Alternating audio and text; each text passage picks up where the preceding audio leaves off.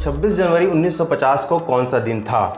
तो आप इसको चाहें तो अगर आपके प्रैक्टिस में है तो ये 10 सेकंड में भी इसका आंसर आ सकता है। नमस्कार दोस्तों, मैं शिवम साहू आपका स्वागत करता हूं कलेक्टर जी पर। आज हम रीजनिंग के एक इंटरेस्टिंग चैप्टर कैलेंडर के बारे में देखेंगे। कैलेंडर में काफ़ी सारे स्टूडेंट मंथ ईयर के कोड याद करते हैं, लेकिन ऐसा ज़रूरी नहीं है कि कोड याद करके ही कैलेंडर को सॉल्व किया जाए। बिना कोड याद किए भी कैलेंडर आसानी से सॉल्व हो सकता है। तो आप जानना चाहेंगे कि बिना कोड याद किए कैसे कैलेंडर आसानी से सॉल्व हो सकता है। तो आइए देखते हैं। जैसे कि मान लीजिए जिस दिन कैलेंडर बना होगा उस दिन पहला दिन होने के कारण हमारे पास एक ही ऑड डे था, ठीक है।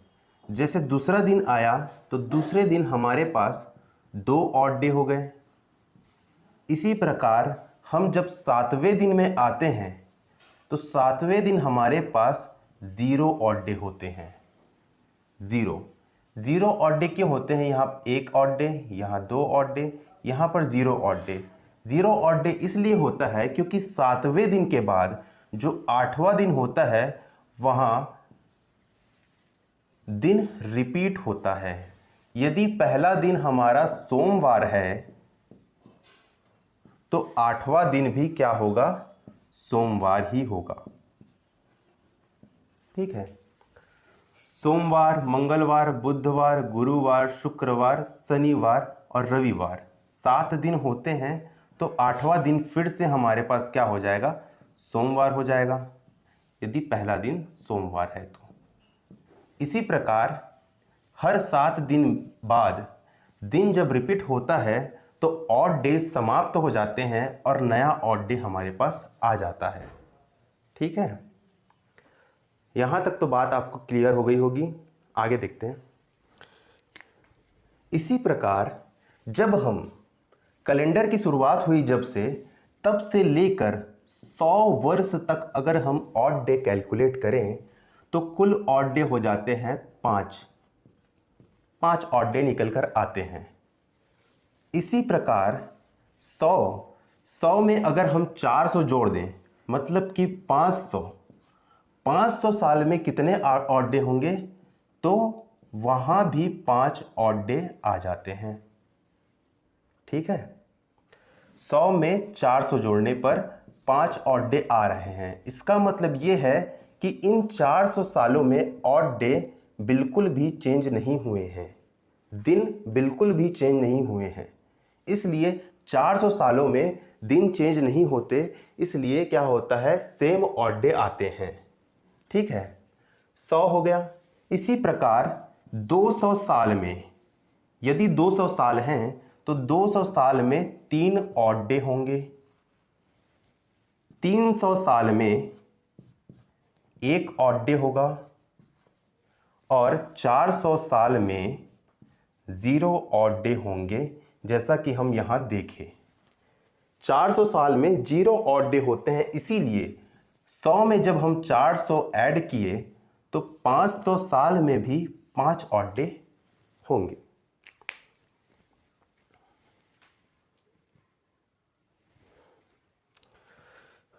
अब आपको यह समझ में आ गया होगा कि ऑड डे कैसे कैलकुलेट हो रहे हैं। तो हम आगे देखते हैं। 100 साल में हमने देखा था 5 ऑड डे। 200 साल में हमने देखा था 3 ऑड डे। 300 साल में हमने देखा 1 ऑड डे और 400 साल में हमने देखा 0 ऑड डे, ठीक है।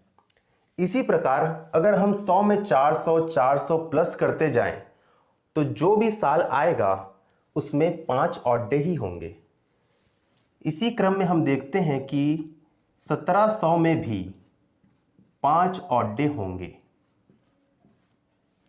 सन 1700 की बात करें तो उसमें भी 5 ऑड डे होंगे। यदि हम 1800 सालों की बात करें, यानी कि 1800 सन 1800 की बात करें तो इसमें भी 3 ऑड डे होंगे। इसी क्रम में अगर हम सन 1900 की किसी चीज की भी बात करें तो सन 1900 में मतलब कि 1900 सालों में कितने ऑड डे हैं? एक ऑड डे बचते हैं मात्र। इसी प्रकार 2000 साल में 0 ऑड डे बचते हैं, 0 ऑड डे बचते हैं, क्योंकि 400 में जब 400 400 400 जोड़ते जाएं तो हम 2000 तक पहुंच जाएंगे। ठीक है, और इसके आगे कुछ निकालना हो तो आप इनमें ऑड डे ऐड करके निकाल सकते हैं, किसी भी सन का ऑड डे। ठीक है, तो 1700 सालों में 5 ऑड डे, देखिए 1800 सालों में 3 ऑड डे, 1900 सालों में 1 ऑड डे और 2000 में 0 ऑड डे। ये याद करना भी आसान है क्योंकि ये ऑलरेडी ऑड डेज हैं। ठीक है, विषम संख्याएं हैं ये, और विषम संख्याएं घटते क्रम में लिखी हुई हैं, तो इसीलिए यहाँ बस ये इसको छोड़कर बाकी ये तीनों तो विषम संख्याएं हैं, है ना। तो 2000 के लिए याद रखना 0 ऑड डे है, बाकी इन तीनों को याद रखना आसान है। ठीक है, आगे देखते हैं। इसका मतलब ये है कि ऑड डे जब हम निकाल रहे हैं तो पहले दिन और 7वें दिन में कोई फर्क नहीं है। पहला दिन अगर सोमवार है तो 7वां दिन भी क्या होगा? सोमवार होगा।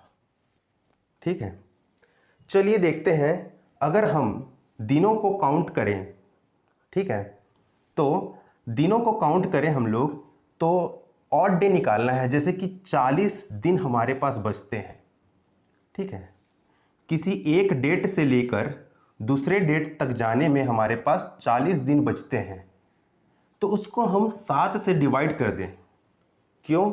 क्योंकि 7 दिनों में तो सेम डे आ जाते हैं, है ना, तो हर 7वें दिन में सेम डे आते जाएगा। इसलिए अगर हम किसी एक डेट से दूसरे डेट में जाना चाहते हैं और उनके बीच में ऑड डेज को कैलकुलेट करना चाहते हैं, तो यदि उसको 7 से डिवाइड कर दें, 7 से अगर डिवाइड कर दें तो हमारे पास ऑड डेज की संख्या आ जाएगी। शेष कितना बचा? 5। शेष बचा 5, तो 5 बचा, तो 5 हमारे पास आ जाएंगे ऑड डे। ठीक है, यही ऑड डे डिसाइड करेंगे कि हमारा कौन सा दिन किस डेट पर पड़ेगा। ठीक है, यहां तक की बातें क्लियर हो गई हैं, तो आगे बढ़ते हैं। तो सोमवार के लिए एक ऑड डे होता है। यदि हमारे पास पूरे कैलकुलेशन में एक बचता है तो एक के लिए होता है सोमवार। उसी प्रकार मंगलवार 2 ऑड डे के लिए, बुधवार 3 ऑड डे के लिए, गुरुवार 4 ऑड डे के लिए, शुक्रवार 5 ऑड डे के लिए, शनिवार 6 ऑड डे के लिए। तो इस प्रकार हम देखते हैं कि सोम से शनि तक, है ना, और रविवार जो है ये होता है 0 ऑड डे के लिए। ठीक है, रविवार 0 ऑड डे के लिए होता है। ठीक है, 0 आया मतलब कि होगा वो रविवार। ठीक है, तो ये चीज़ें आप समझ गए होंगे। चलिए अब हम क्वेश्चन की तरफ आगे बढ़ते हैं।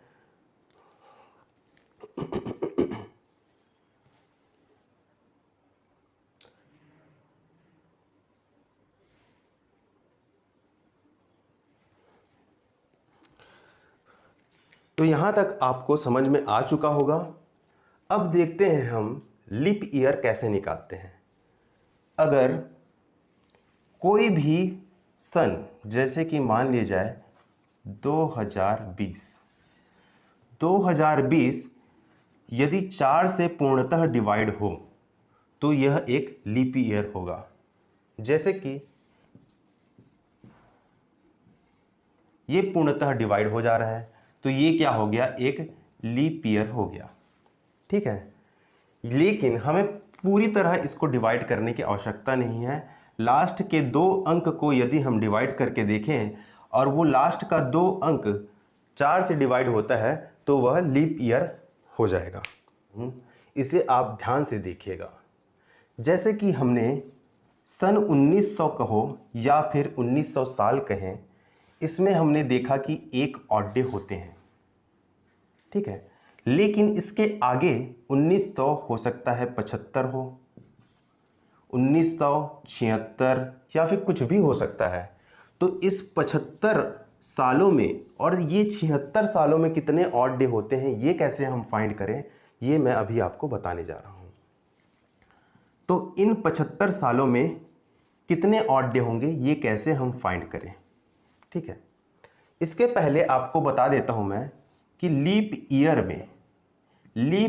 में होते हैं 2 ऑड डे, जबकि एक नॉर्मल ईयर में होते हैं सिंगल ऑड डे, ठीक है। लीप ईयर में होते हैं 2 ऑड डे और नॉर्मल ईयर में होता है 1 ऑड डे, ठीक है। तो पहले हमको देखना पड़ेगा कि इन 75 सालों में कितने लीप ईयर हैं और कितने नॉर्मल ईयर हैं। तो सबसे पहले हम देखते हैं कि इन 75 सालों में कितने लीप ईयर हैं। तो लीप ईयर जब निकालना हो तो लीप ईयर निकालने के लिए हमको क्या करना पड़ता है, लीप ईयर निकालने के लिए हमें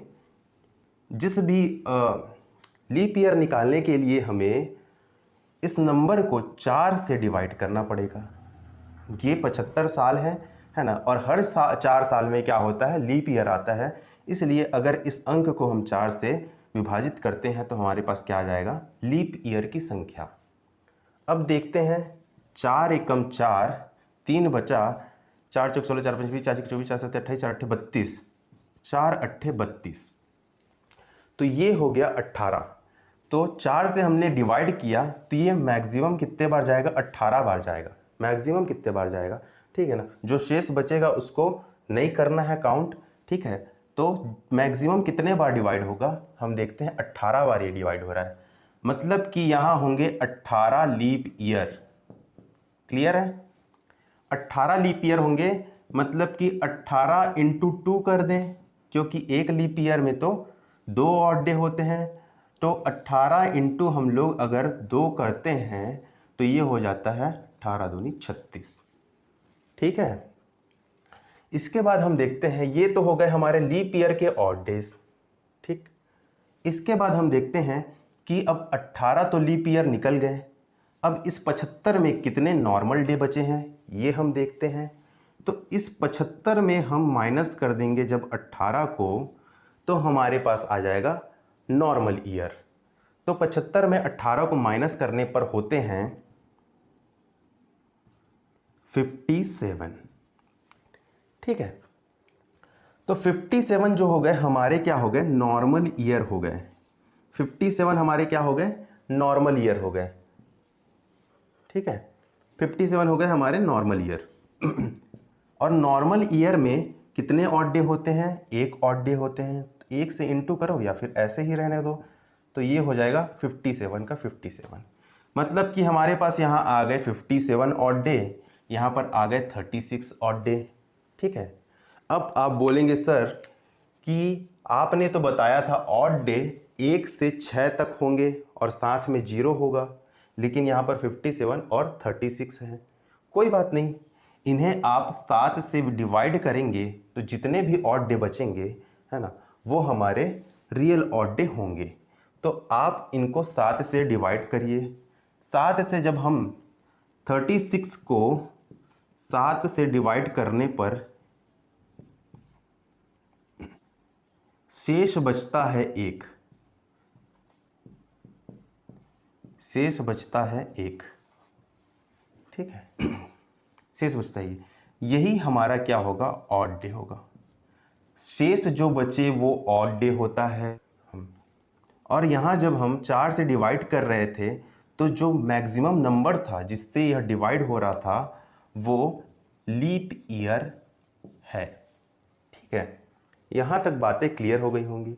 तो यहाँ से हमको मिल गया 1 ऑड डे जो कि हमें मिला था लीप ईयर से, और नॉर्मल ईयर से हमको मिला है 57 ऑड डे। 57 ऑड डे को भी 7 से डिवाइड करते हैं तो यहाँ भी 7 8 56 होता है, तो 1 ऑड डे बचता है, ठीक है। एक ऑड डे बचता है। मतलब कि कुल मिला के हमारे पास हो गए 2 ऑड डे, 1 + 1, 2 ऑड डे हो गए हमारे पास। और 2 का मतलब क्या होता है भाई साहब? 2 का मतलब होता है, 1 का मतलब हो गया सोमवार, तो 2 का मतलब क्या हो जाएगा? मंगलवार। ठीक है, 2 का मतलब हो जाएगा। हमने जो भी अब तक समझा वो अब यहाँ पर मैंने लिख दिया है। आप चाहे तो इसका स्क्रीनशॉट ले सकते हैं, या फिर तो चलिए इसको समझते हैं। 1700 साल में होंगे 5 ऑड डे, 1800 साल में होंगे 3 ऑड डे, 1900 में होंगे 1 ऑड डे। ये बहुत महत्वपूर्ण है। 1900 साल में होंगे 1 ऑड डे, 2000 में होंगे 0 ऑड डे। ठीक है, ये एक फॉर्मूला की तरह मैंने लिख दिया है। हालांकि इसको समझा चुका हूं मैं कि हर 7 दिन में दिन रिपीट होते हैं, इसीलिए दिनों की संख्या में अगर 7 से विभाजन करें, 7 से डिवाइड दें, तो ऑड डे हमारे पास निकल कर आ जाते हैं। इसी प्रकार सालों की संख्या, ईयर्स जितने होंगे उसमें 4 से विभाजित करें हम, तो लीप ईयर निकल के आ जाते हैं। वो पूर्ण संख्या होनी चाहिए। ठीक है, इस लीप ईयर ये लीप ईयर जो है, जो हमारे पास निकल के आएगा, इसे हम इस ईयर के साथ अगर ऐड कर दें तो हमारे पास डायरेक्ट ऑड डेज आ सकते हैं। हमने कैलकुलेट किया था, पहले लीप ईयर निकाला, लीप ईयर को 2 से मल्टीप्लाई किया, उसके बाद हमारे पास आए थे ऑड डे। पहले हमने देखा था लीप ईयर हमारे पास 18 आए थे, 18 को हमने 2 से मल्टीप्लाई किया और आया था 36। इसी प्रकार नॉर्मल डे हमारे पास आए थे, नॉर्मल डे को हमने 1 से मल्टीप्लाई किया और फिर हमारे पास ऑड डे आए थे। नॉर्मल डे हमारे पास आया था 57, है ना, और टोटल ईयर कितने थे? 75। टोटल ईयर 75 थे, जिसमें लीप ईयर थे हमारे पास 18। तो फिर इसमें से हमने 57 को 7 से डिवाइड किया। 57 को 7 से डिवाइड करने के बाद हमारे पास कितना वो शेष बच रहा था? 1 शेष बच रहा था, तो 1 ऑड डे हो जा रहा था यहाँ पर। और यहाँ पर 36 को 7 से डिवाइड करने से भी 1 ऑड डे बच रहा था, तो यहाँ पर भी 1 ऑड डे आ जा रहा था। इन दोनों को मिलाने से आ जा रहा था 2, तो 2 का अंक हो जा रहा था हमारा मंगलवार। किंतु इतना बड़ा लंबा चौड़ा प्रोसेस करने की आवश्यकता नहीं है। यहाँ पर आप यदि सीधे ईयर को, किस ईयर को? इस 75 साल को, इस 75 साल को यदि आप इस लीप ईयर में ऐड कर दोगे, लीप ईयर कितना है? 18, 18 में ऐड कर दोगे तो कुल जितने भी ऑड डे होंगे और उसमें 7 का डिवाइड कर दोगे तो हमारे पास जो 2 है वही सेम आ जाएगा। देखते हैं, है ना, इसको भी ऐड करने की ज़रूरत नहीं है। ठीक है, 75 को आप डायरेक्ट डिवाइड करो 7 से, 7 से डिवाइड किए तो हमारे पास कितना आ गया? 5 शेष बच गया, 5 शेष बच गया। इसी प्रकार 18 से हम 7 को डिवाइड करें तो 4 शेष बच गया। ठीक है ना, 5 और 4 कितने हो जाएंगे? 5 और 4 हो जाएंगे 9, है ना। फिर इस 9 को 7 से डिवाइड करो तो हमारे पास कितने बच जाते हैं? 2 शेष बच जाते हैं। यही यहाँ पर भी आया था। तो इसीलिए इतना बड़ा चीज़ ना करके हमको क्या करना है, सीधा जो ईयर है उसको 7 से डिवाइड करो, जितना भी शेष बचा उसे लिख लो। फिर उसके बाद जो लीप ईयर है उसे 7 से डिवाइड करो और जितना शेष बचा उसे लिख लो। इसके बाद जो ऑड डे हैं, या तो ये 1 और 1 रहते तो डायरेक्ट हमारे पास आ जाते, किंतु इनको जोड़ने पर ये 9 से ज़्यादा हो रहे हैं, मतलब 7 से ज़्यादा हो रहे हैं, 9 हो रहे हैं। ठीक है ना, तो फिर हम इनको 7 से डिवाइड करेंगे। हम 7 से किसी अंक को तब तक डिवाइड करते हैं जब वो 1 2 3 4 5 6 और 1 बज गया है रविवार, इनमें से कोई एक नंबर ना आ जाए, तब तक हम उसको 7 से डिवाइड करते हैं। तो मैं आशा करता हूँ यहाँ तक आपको समझ में आ गया होगा। ठीक है, अब आगे बढ़ते हैं क्वेश्चन की तरफ। क्वेश्चन बहुत ही आसानी से आपको समझ में आएंगे, क्वेश्चन को आराम से देखिएगा। ठीक है, बहुत से लोग कॉन्सेप्ट को स्किप करके सीधा क्वेश्चन पर आ गए होंगे, लेकिन जब तक आप कॉन्सेप्ट नहीं समझेंगे तब तक आपको क्वेश्चन भी नहीं समझ में आने वाला है। चलिए देखते हैं 15 अगस्त 1947 को कौन सा दिन था। हालांकि इसको बहुत लोग जान रहे होंगे, मगर हम एक कैलकुलेशन के लिए निकाल के देखते हैं, ठीक है। तो यहाँ सन कौन सा है हमारे पास, 1947। 1947 में हम 1900 को अलग करते हैं और 47 को अलग करते हैं, क्योंकि हम जानते हैं कि 1900 में एक ऑड डे आता है, जो कि हम पहले देख चुके हैं। और 47 में कितने ऑड डे आते हैं, इसे भी निकालने का मैं तरीका आपको बता चुका हूँ। तो 47 में कितने ऑड डे आएंगे, 47 को हम 4 से डिवाइड करेंगे तो हमारे पास जो भी लीप ईयर है वो आ जाएगा। तो 47 में लीप ईयर होंगे हमारे पास 11, ठीक है। लेकिन हमको ध्यान ये रखना है कि 47 ईयर तक का हमको नहीं निकालना है, हमको निकालना है 46 साल तक का, क्योंकि 46 साल तक हम कंप्लीट 46 ईयर कंप्लीट होता है 46 साल में, ठीक है ना। लेकिन जो 47वां साल है वो तो केवल अगस्त तक है, जनवरी से अगस्त तक है, तो इसको एक कंप्लीट ईयर हम नहीं ले सकते, इसलिए हम 46 साल तक ही कंप्लीट ईयर लेंगे। तो 46 साल तक हम एक कंप्लीट ईयर लेते हैं तो हमारे पास आ जाते हैं 11 ऑड डे, ठीक है। 11 लीप ईयर आ जाते हैं, लीप ईयर। अब क्या करना है हमको, इस 11 को 46 में ऐड कर देना है। सिंपली 11 को ऐड कर दिए हम 46 में, ठीक है।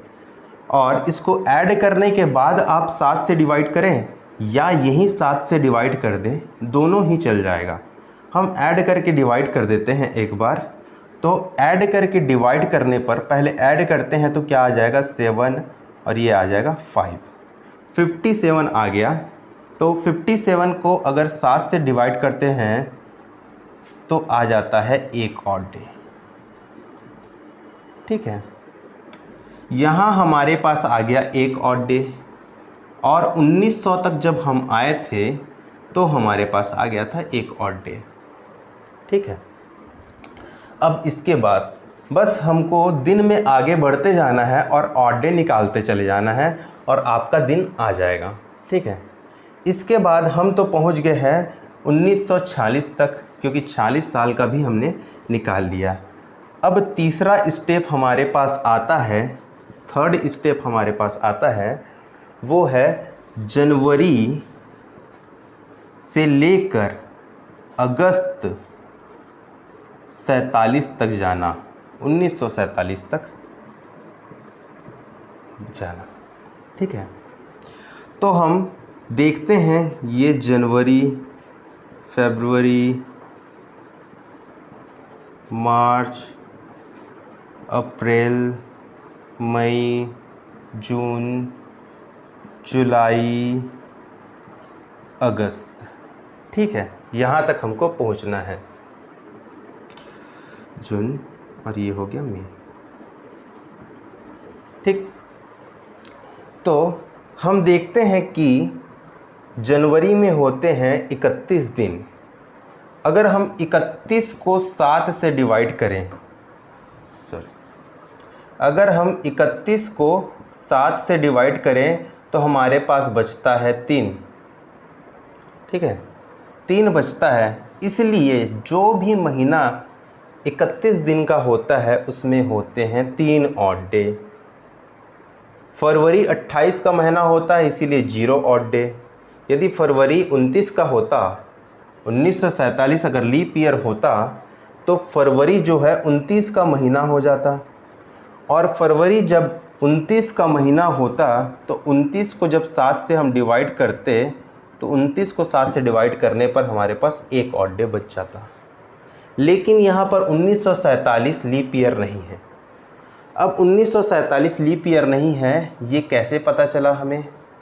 तो हमने क्या किया, 1947 को 4 से डिवाइड दे दिया। क्या ये कट रहा है? नहीं। तो जब ये 4 से नहीं विभाजित हो रहा है इसका मतलब 1947 एक लीप ईयर नहीं है। ठीक है, तो फरवरी क्या होगा, 28 का महीना होगा, इसमें 0 ऑड डे होंगे। फरवरी के बाद मार्च 3 ऑड डे, अप्रैल 2 ऑड डे, मई 3 ऑड डे, जून 2 ऑड डे, जुलाई 3 ऑड डे। ठीक है, अगस्त में भी 3 ऑड डे आता, लेकिन हमको कहाँ तक जाना है, 15 अगस्त तक। ठीक है ना, तो 15 लिख देते हैं सीधा, क्योंकि 15 दिन हो गए, ऐड हो गए। ठीक है, अब हम सबको ऐड करेंगे, 3 3 6 2 8, 8 और 3 11, 11 2 13, 13 और 3 16। ठीक है, हमारे पास आ गया 16 प्लस क्या है 15 अगस्त का, 16 प्लस 15। या तो आप इसको ऐड कर दीजिए, या फिर ऐड नहीं करना चाहते हैं तो डायरेक्ट 7 से भाग दे सकते हैं, दोनों को अलग अलग। अगर इसको 7 से भाग देंगे तो 2 बचेगा, इसको 7 से भाग देंगे तो 1 बचेगा। ठीक है, हम इसको 7 से भाग दिए। ठीक है, दोनों को 7 से भाग दे देते हैं तो टोटल हमारे पास 3 ऑड डे बच जाते हैं। ऐड करके भाग करके देखिए आप, है ना, टोटल 3 ऑड डे बच जाएंगे। यहाँ तक आपको बात क्लियर हो गई होगी। इसका मतलब हम पहला स्टेप क्या किए, 1900 तक पहुँचे 1 ऑड डे।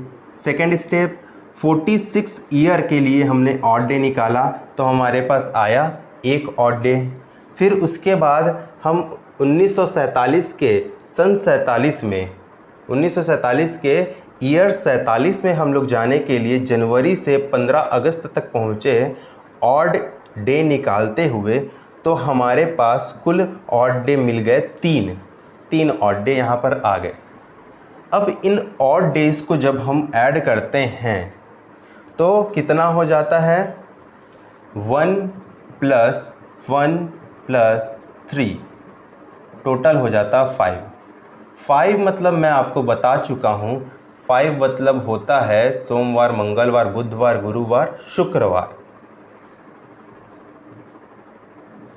ठीक है, तो ये हो गया आपका सही उत्तर।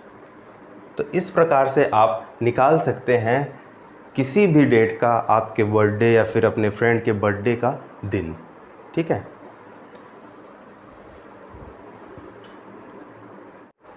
नेक्स्ट क्वेश्चन हम देखते हैं, 26 जनवरी 1950 को कौन सा दिन था।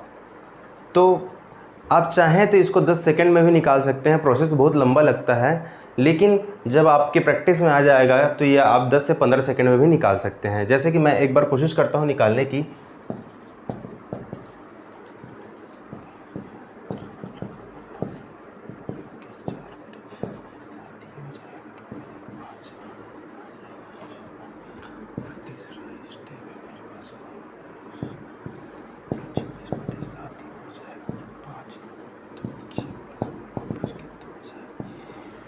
तो इसका आंसर हो जाएगा गुरुवार।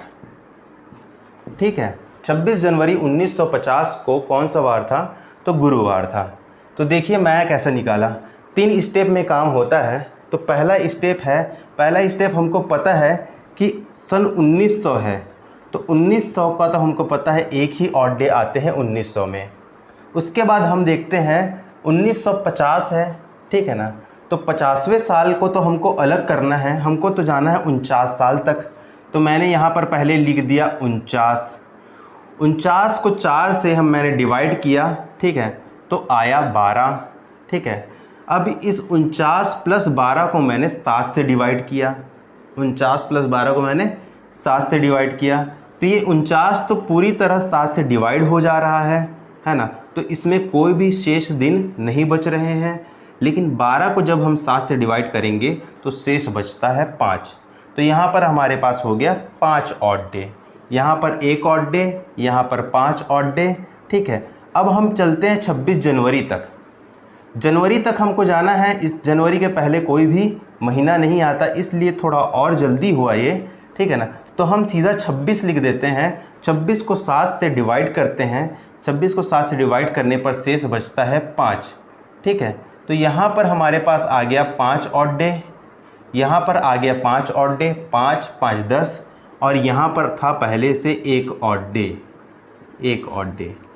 तो 5 5 10 एक 11 हो गया, ठीक है ना। 6 5 11 हो गया। 11 को हम जब 7 से डिवाइड करेंगे तो हमारे पास बच जाएगा 4, और 4 किसका दिन होता है? गुरुवार का, ठीक है। तो इस प्रकार हमको यहाँ पर हमारा उत्तर मिल जाता है, ठीक है। देखिए आगे बढ़ते हैं। अगला क्वेश्चन है, इस प्रकार के क्वेश्चन भी पूछे जाते हैं। 3 मार्च 2022 को यदि सोमवार है तो 5 मई 2022 को कौन सा वार होगा, कौन सा दिन होगा? तो इस प्रकार के क्वेश्चन को करने के लिए हम क्या करते हैं, सिंपल सी वही बात है, ऑड डे ही हमको निकालना है। मैंने आपको बताया है कि जो महीना 31 का होगा उसमें 3 ऑड डे होंगे, 3 ऑड डे 31 वाले महीने में, और जो महीना 30 का होगा उसमें 2 ऑड डे होंगे। ये बात तो आपको पता ही है, ठीक है ना। तो हम इसी पर आधारित आगे के प्रश्न को बनाते हैं। तो हम कहाँ देख रहे हैं? यहाँ देख रहे हैं 3 मार्च है, ठीक है ना, 3 मार्च है। मार्च के बाद क्या आ जाएगा? अप्रैल, ठीक है ना। अप्रैल के बाद क्या आएगा? मई, ठीक है ना। तो यहीं तक हमको पहुंचना है। जब हम 3 मार्च से 3 अप्रैल तक पहुंचेंगे तो हमने मार्च को क्रॉस किया है। किसको क्रॉस किया है? मार्च को पार करके गया है, मतलब कि 31 मार्च को हमने पार किया है और तब हम जाके अप्रैल में पहुंचे हैं। तो हमको कितने दिन मिले टोटल? 31 दिन मिले। मतलब कि हमारे पास ऑड डे कितने हो जाएंगे? 3 ऑड डे हो जाएंगे, ठीक है। अब अप्रैल से हम जाते हैं मई में। अप्रैल कितने का महीना है? 30 का महीना है, ठीक है ना। अप्रैल से जब हम गए मई में तो हमारे पास 2 ऑड डे हो जाएंगे क्योंकि ये 30 का महीना है, ठीक है ना। अब हम यहाँ पर पहुँच गए 3 मई के पास, ठीक है ना। 3 मई के पास पहुँच गए और हमारे पास ऑड डे हो गए हैं टोटल 3 + 2 5 ऑड डे, ठीक है ना। अब हम 3 मई से हम कहाँ जाएंगे? 5 मई में जाएंगे। 3 मई से 5 मई में जाए, 2 दिन और लगा हमको, तो 2 ऑड डे और आ जाएंगे, ठीक है ना। 3 2 5 2 7 0 ऑड डे, ठीक है, 0 ऑड डे। मतलब कि हमको सोमवार से एक भी दिन आगे नहीं बढ़ना है। ऑड डे का मतलब यहाँ पर हम 0 ऑड डे मतलब हम रविवार लिख दें, ऐसा नहीं है। क्यों नहीं है? ऐसा इसलिए नहीं है क्योंकि ये जो 3 मार्च 2022 है वो सोमवार दिया हुआ है और हम सोमवार के अकॉर्डिंग आगे बढ़ रहे हैं, ठीक है। तो यहाँ ऑड डे का मतलब यहाँ पर क्या हो रहा है कि हमको एक भी दिन आगे नहीं जाना है। मतलब कि इस दिन अगर सोमवार है तो इस दिन भी 5 तारीख को भी, 5 मई को भी सोमवार ही होगा। ये आंसर है हमारा, ठीक है, ये है। अगर यहाँ पर बाई चांस 1 आ जाता, 1 आ जाता या फिर 2 आ जाता या 3 आ जाता, ठीक है ना। 1 आ जाता तो हम एक दिन आगे चले जाते, सोमवार से मंगलवार में चले जाते। 2 दिन आ जाता तो 2 दिन आगे चले जाते, 2 आ जाता तो 2 दिन आगे चले जाते, सोमवार से मंगल बुध में चले जाते हैं, है ना, बुधवार में चले जाते हैं 2 दिन में, और 3 दिन आता तो गुरुवार में चले जाते हैं। तो इस प्रकार से ये क्वेश्चन बनते हैं, ठीक है।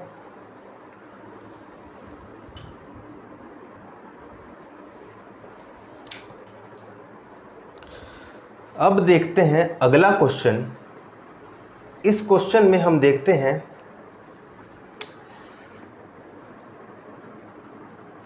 15 जनवरी 2020 को सोमवार है तो 18 जनवरी 2022 को कौन सा दिन होगा। ये हमारे पास एक क्वेश्चन है, ठीक है। तो अब इसमें भी हमको क्या करना है, जनवरी से फिर फरवरी में जाना है, ठीक है ना।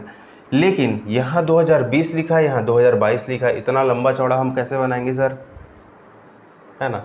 तो इसको क्या है, हमने बताया है कि एक लीप ईयर में कितने ऑड डे होते हैं, 2 ऑड डे लीप ईयर में, और नॉर्मल ईयर में कितने ऑड डे होते हैं, सिंगल ऑड डे, ठीक है।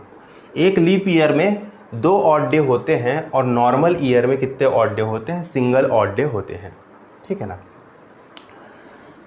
तो इसके आधार पर ये क्वेश्चन बनेगा, ठीक है। 15 जनवरी 2020 से फिर हम जाएंगे 15 जनवरी 2021, फिर हम जाएंगे 15 जनवरी 2022, फिर हम यहाँ से चले जाएंगे 18 जनवरी, ठीक है। सारे क्वेश्चन जल्दी बन जाते हैं, ये मैं लिख लिख के बता रहा हूँ इसलिए यहाँ पर लग रहा है कि बहुत टाइम लग रहा है करके, लेकिन ये कॉन्सेप्ट है, ये समझना ज़रूरी है। आप प्रैक्टिस में रहोगे बहुत आसानी से 10 सेकंड 15 सेकंड में क्वेश्चन बन जाते हैं। तो हम 15 जनवरी 2020 से 15 जनवरी 2021 में गए। 2020 कौन सा ईयर है, लीप ईयर है। लीप ईयर में फरवरी में 29 दिन होते हैं, इसीलिए एक ऑड डे बढ़ जाता है लीप ईयर में, ठीक है ना। तो यहाँ से जब 2020 से हम 2021 जाएंगे तो 2 ऑड डे होंगे, ठीक है। 2021 से 2022 जाएंगे तो ये एक नॉर्मल ईयर है 2021, इसलिए केवल एक ऑड डे होगा, 2 ऑड डे, एक ऑड डे। हम कहाँ तक पहुँच गए, 15 जनवरी 2022 तक। अब 15 जनवरी से 18 जनवरी तक पहुँचना है, तो 18 जनवरी तक पहुँचने के लिए कितना दिन आगे जाना पड़ेगा, 3 दिन। तो कितने ऑड डे हो गए, 3 ऑड डे हो गए। तो हमारे पास कितने दिन आ गए ऑड डे में, 3, 1 4, 5, 6, ठीक है ना। 3 3 6 दिन, टोटल 6 दिन आ गए। तो हम 6 दिन आगे चले जाएंगे, सोमवार से मंगलवार, बुधवार, गुरुवार, शुक्रवार, शनिवार, रविवार। 6 दिन आगे गए, हमारे पास क्या आ गया, रविवार। ये हमारा आंसर हो जाएगा, ठीक है, ठीक है। इसी प्रकार कुछ भी क्वेश्चन हो, है ना, आपको बस देखना है कि हमको आगे बढ़ते चलना है ना। महीना मंथली हम कैलकुलेट करेंगे, ईयरली कैलकुलेट करेंगे, बस 2 ही काम यहाँ पर होता है, मंथली कैलकुलेट करने वाला और ईयरली कैलकुलेट करने वाला, ठीक है ना। ईयर में आप जानते हैं लीप ईयर और नॉर्मल ईयर होते हैं। लीप ईयर में 29 फरवरी आता है, इसलिए उसमें 2 ऑड डे होते हैं, और नॉर्मल ईयर में 1 ऑड डे होते हैं। और मंथली अगर हम देखें तो 31 का जो महीना है उसमें 3 ऑड डे होते हैं, और 30 का जो महीना है उसमें 2 ऑड डे होते हैं। और फरवरी अगर लीप ईयर में आता है तो फरवरी में 1 ऑड डे होगा, यदि वो 29 का महीना है तो। अगर फरवरी 28 का महीना है तो उसमें 0 ऑड डे होगा, ठीक है। ये बात मैं पहले भी आप लोगों को बता चुका हूँ। तो यहाँ हमने रीजनिंग के कैलेंडर में 2-3 टाइप को कवर कर लिया है। इसको मैं आगे टाइप वाइज और अच्छे से क्वेश्चन लेके आपको बताऊंगा। आज आपको थोड़ा आइडिया हो जाए कि कैलेंडर को कैसे डील करना है। आप चाहे तो आज की क्लास से सारे कैलेंडर के क्वेश्चन बना सकते हैं, बस हमको मंथली और ईयरली आगे बढ़ते चलना है, ठीक है। एक क्वेश्चन मैं आपके लिए देता हूँ, ठीक है। चलिए बताइए, 4 अगस्त 1996 कौन सा दिन था, ठीक है ना। 4 अगस्त 1996 में कौन सा दिन था, पहला क्वेश्चन है। सेकंड क्वेश्चन ये है कि यदि 3 अप्रैल 2000 2021 को सोमवार है, सोमवार बार बार हो रहा है, बुधवार है, ठीक है। 3 अप्रैल 2021 को बुधवार है, तो 10 अप्रैल 2023 को कौन सा वार होगा। ये आपके लिए क्वेश्चन है, आप इसको सॉल्व करिए और इसका आंसर कमेंट बॉक्स पर लिख के बताइए।